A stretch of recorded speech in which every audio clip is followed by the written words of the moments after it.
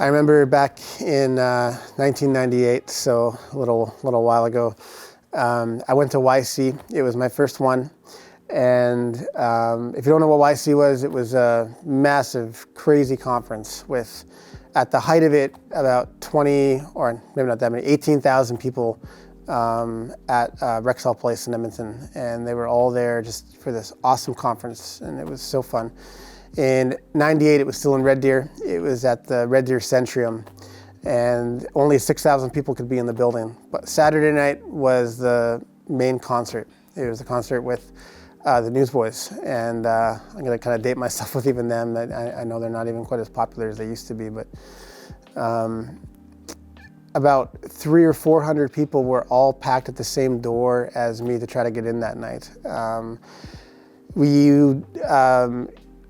Like even for like seating, you didn't necessarily have a seat that was yours. You just had to go for the best seat you could find. And so there were about 300 or 400 people, like I say, and they were all kind of waiting at the same doors as me to get in.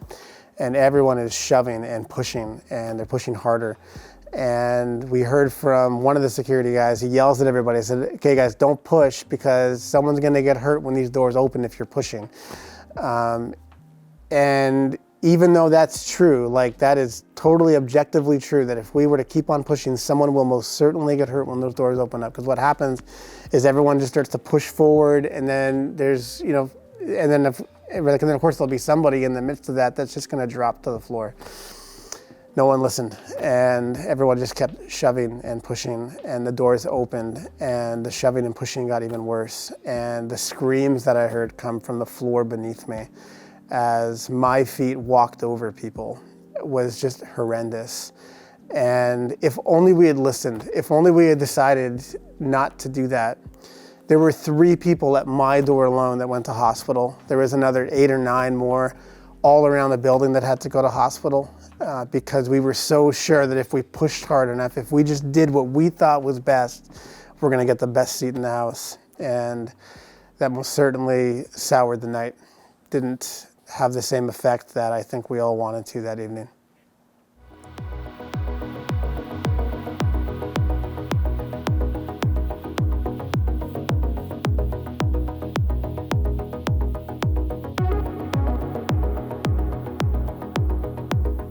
As I kind of look around now at the world and where we're at with the pandemic, I'm saddened by a lot of it.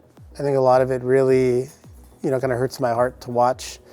The thing that hurts my heart the most is we don't want to listen to anybody right now. We just want to do what's best for us.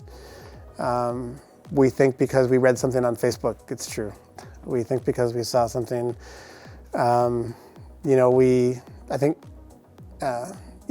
maybe it's something you saw like on YouTube. You watched a video and therefore it's true. I'm not saying that everything out there is not true or it is true, but we really have a hard time with authority. We have a hard time with wanting to do what we should do right now. I see it like in the same way as I was back in YC, that right now in the midst of a pandemic, we're all being told what to do. We're being told we have to have our masks on. We're being told we have to make sure we're about 6 feet apart from people.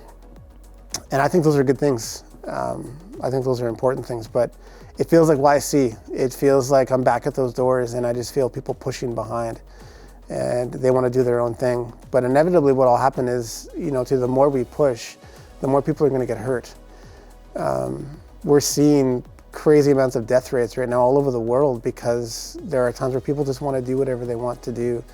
They don't want to listen to anybody. And of course, this doesn't just happen now during the pandemic. Like this happens all the time, where we think we know what's best. And if we really knew what was best, do you really think we'd always be in these situations we're in? Do you think that, I don't know, it just seems weird to me that, there's a lot of people around us who are smarter than you and I, and we have a hard time wanting to listen to them. We have a hard time with authority in general. This always starts even with our parents when we start growing up, right? Because we know that they know what's best for us. Like we actually know that if we really thought about it. But for whatever reason, we want to give a bunch of pushback because we think that we know what's best.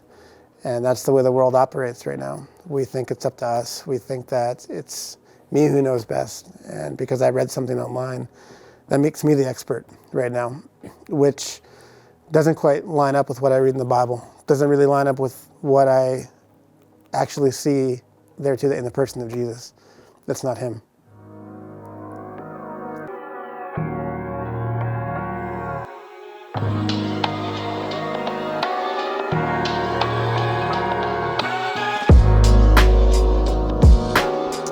For me, there's a story in the Bible that kind of captures what it means to really be obedient to the authority that's over us, even though for a lot of us, we don't like to even talk about that. It feels weird, but there's a story for Jesus where he's asked by kind of like the smart people of the day.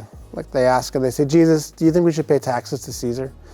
And of course, you got to know back then that, right, like they didn't like Rome. They didn't want to have to pay taxes to Caesar. They thought that shouldn't happen. And so they were trying to trap Jesus in some ways. They thought, maybe if we ask him, if he says no, then he gets to go to jail. So, and that's what, they wanted out of him, because they didn't think that, he was who he said he was.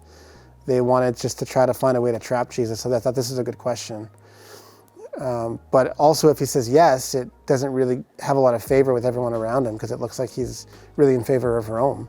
So they kind of put him in this tough situation. Like, what do you do if you're Jesus in that moment? You have this authority over you that says you have to pay your taxes, but you're paying taxes to a government that really hates them as a people, hates. So, like, what does he do? And I love what he says. He just captures it so well. He just kind of answers back to them. He says, you're supposed to pay to Caesar and to Caesar's, and then you pay to God what is his. And I love that phrase, because what he says is that, there's an authority over you that, we're supposed to listen to. And I know for a lot of us that's hard to hear, but that's biblical. We see that too. Right? We see that like in the book of 1 Peter. We see that in Romans. We see all kinds of instances where we're told by people, where we're told by the authors in the Bible that, there are, that, there's a bunch of authority over us, and maybe we don't always have to agree with everything they're doing, but we have to actually say yes to them and be obedient to them. And I know we're wondering, okay, where's the line in those things? Like, is there ever a moment in which I don't have to? And that's a tough question. I think the answer to that is yes. But if you're asking me right now if the answer to that question and to find the line in this season is, I don't have to wear a mask, I don't think that's a line to draw on. I don't think that's what it is. I think the line right now for us isn't there. I think in order to love people well, and this is what it means to really, really say to ourselves and to the world that we want to do exactly as we see Jesus doing, to live his way, is to love people so much that we're willing to be obedient to the things that make us uncomfortable. Like right now, like wearing a mask. That might make some of us uncomfortable. But I think if Jesus were here, I think he'd do that.